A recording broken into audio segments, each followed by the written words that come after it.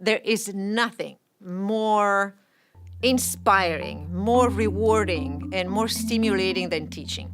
What I think my job as a teacher is to try to figure out how to get my students excited about the challenge. I like to think that it's not just a one-way learning flow, like between me helping my students, but like they're helping me to become a better teacher. What I really want them to do when they finish a course with me is not to be able to name, 50 primates or every single fossil in the fossil record, but tell me why it's important. If there's anything that you get from my classes, is the very process of asking questions. Not answers, but questions. Because that's what provokes.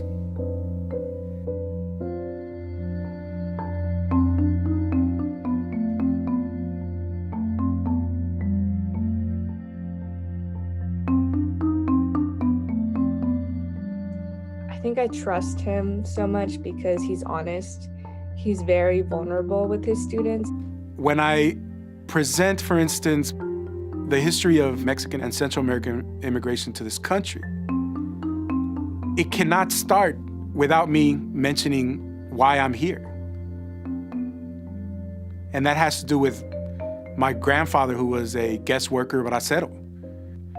That story started a whole series of events that led me to become a teacher, the only in my family to receive a PhD and to work at a university. In his class, we're able to bring in a lot of personal stories, a lot of personal experiences. We're not just learning, we're also contributing. We're giving back.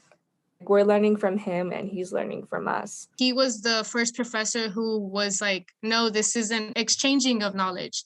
I give you the knowledge that I've learned from his professors and you give me your knowledge from your lived experience. So it's like me as like a 20-year-old exchanging my knowledge with a professor is something that I never thought of that I would be doing when I committed to Berkeley.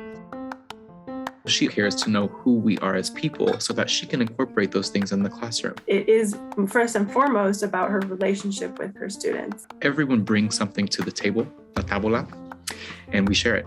The single most important lesson that I've learned in this long journey has been the importance of listening, being in the moment, being present, being engaged, being in tune, because every class is different and every student brings something different to the classroom every day. The syllabus to me is where it actually starts. I try to leave it open and flexible enough to allow for surprises and creativity and unexpected, twists and turns. The primary content of the class is her students, and what they contribute. And it really relies on us, but it's her that forms that community. He has a genuine passion for his subject. The energy, passion he brings to the classroom is incredible and contagious. A really great law school class has a crackle. It has excitement. It has people ready to debate one another. I use the Socratic method. I cold call people. I ask lots of questions and stay with people and get them to argue with one another. Do you think that these arguments should be allowed? Should we have per diem arguments? Maybe, yeah. Let me come to Kat. Kat, what do you think? For me, that's the excitement of law school because it's so interactive. The way he treats other people is so welcoming and inclusive and engaging. And in every part of his teaching, he tries to help people see the bigger picture. Exactly, and that's what I think if anybody ever steps foot into his classroom, you'll see how much fun he's having and how clearly passionate about the subject matter he is and how he gets so much joy out of it.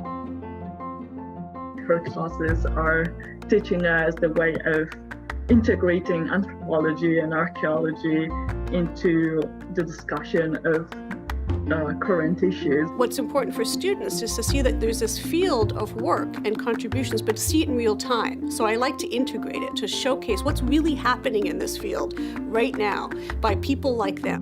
I also saw through her classes a very compassionate discourse about colonization and Native people and how we need to fight for that. I love when students take the class and they think, okay, I'm going to learn about primates, I'm going to learn evolution, but they find out that understanding humans as biosocial organisms changes and is important for how we understand all kinds of big issues. So it changes how we, it can contribute to how we think about social inequality or racism or things like global warming, and that we have contributions to all of this. I love that. I think of the classroom as sort of like my experimental laboratory, my research laboratory, where I can experiment with new things, and I'm changing my lecture based on what questions they're asking and the feedback I'm getting, so it's like more flexible and dynamic that way. Yeah, good question. So the question is, how do we know where this gene is being inserted? The energy that I feel in the classroom, there's this excitement that everyone wants to talk about what just happened. It's like, oh, Professor Bradt just said that. I can really just see her passion shine through, and I think that's something that really stands out to me in professors. When they love what they teach, I'm just like, okay, tell me more. I'm all for it. The way that Professor Agarwal encourages each student to participate in conversation and discussion in class actually gives us the opportunity to hear each other and develop our thought as a community, and I really liked that about her. After COVID, it was very hard to go back to the lecture halls, but she managed to create a family environment in class. I want to have students come into a room feeling that they have something to contribute already. With my background in anthropology and archaeology, I want to apply those thoughts and theories to the way that we approach fashion, and it's because of her class. Her class is the reason why I applied to graduate school. So I don't think she knows this. Professor Agarwal completely revolutionized my concepts of human origins and human evolution being the most interesting field within archaeology. It's a luxury. It's a luxury to teach students that come from so many diverse backgrounds to be able to push boundaries with them in a field and make it grow. So I would say the crucial part of Chicanx and Latinx studies is our stories. And really overcoming the fear of telling our stories. Dr. Gonzalez has definitely shaped my experience here at Cal and beyond that, beyond that. Now I know I can do podcasts, record without feeling scared, listening to my own voice, my own words, the power I have. Now I know that. Being able to listen to these stories, to make connections with them, and to amplify those voices here at Cal. So we amplify voices that don't necessarily get heard. But when they're out there and they resonate and people listen to them, what then? One of the things that I came to realize in my own civil procedure class was that you could tell the whole story of American law through civil procedure. The story of how American law has evolved since the beginning. It's a way that I can use that first year class to open the whole door to everything to them, the whole landscape of what they're going to do for the next 3 years. And when I see them get that, that's really exciting. Taking the civil procedure with him was one of the most important parts of my journey in figuring out my career goals. Procedure is, I would say, a passion of mine now, and a lot of that is because of Professor Bradt. Procedural rules, they're very kind of easy to take for granted in our system, but he's very good at explaining and showing how they reflect a certain set of policy choices that we've made, and those choices have huge impacts on equity and access to justice and civil rights.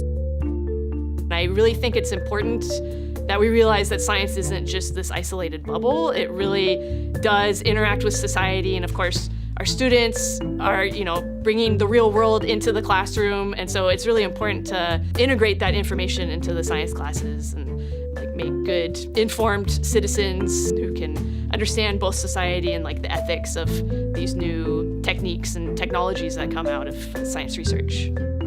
She really centers us in the conversation and tells us that here's your space to form your own opinions, and we're part of science right now, and she inspires us to have our own questions. And that's like when it really hit me. Oh, like I'm on this amazing campus where I can be involved in this. Through her, with her gift of like opening the doors wide open to Italian, I've really been able to step into that world and say that Italian is a part of me now. Like I can't imagine myself not speaking or, learning about Italian. Thank you to my students and their energy and their commitment, because it really goes both ways. I commit to them and they commit to me. The reason I finished, wrote a thesis, and went to graduate school and wanted to be in a department where I would teach language was because of her and her magic. Yeah, there's just a magic about her. If being a student were a career, I would have chosen that. So teaching is the next best thing. My teachers are people that clean the offices,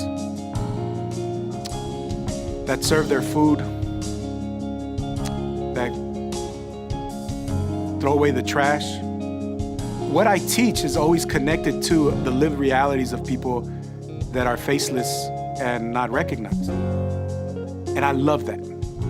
I love biology just in general. I remember when I was a student and there would be a few key moments where I would learn something new and just be totally amazed that that was happening inside of my cells, inside of my body.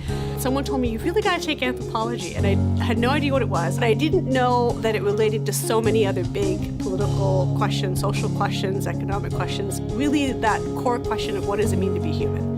Understanding that bio-social understanding of the human experience. And as soon as I got into that, I was hooked. It's important from day one to get students to understand that they're really part of something wonderful already. And if I can communicate that on the first day and I can see it through to the last day, then I've done my job.